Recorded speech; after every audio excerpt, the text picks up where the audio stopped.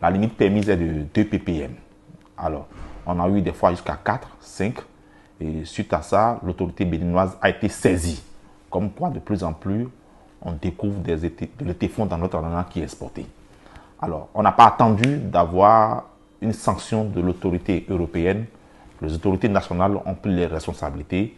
Ils ont décidé d'abord de suspendre les exportations afin, disons, d'organiser mieux la filière et de placer quand même des produits qui sont plus compétitifs sur le marché européen. Alors, l'étéfon, comme je l'ai dit, c'est un produit chimique qui est utilisé pendant la production. C'est un régulateur de croissance qui permet, lorsque pendant la production vous l'utilisez, ça permet au bout de la production d'avoir un champ d'ananas coloré au jaune avec une certaine uniformité. Donc tous les ananas mûrissent au même moment, ont la même couleur. Alors ce processus, disons qu'on appelle vulgairement étruellage à cause du mot étéfon, n'était pas bien maîtrisé de la plupart des gens qui produisaient l'ananas.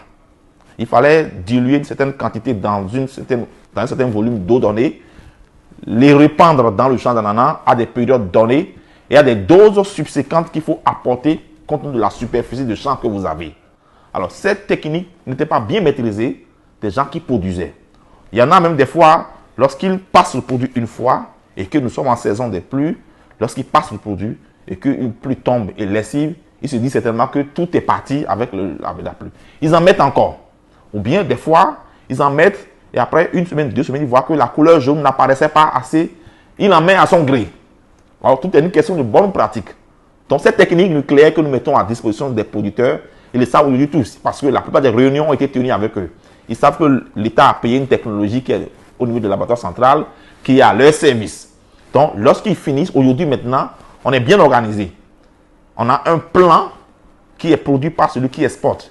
Il envoie ce plan à l'endroit du laboratoire, à l'endroit de l'autorité sanitaire pour dire je dois couper mon ananas tel jour.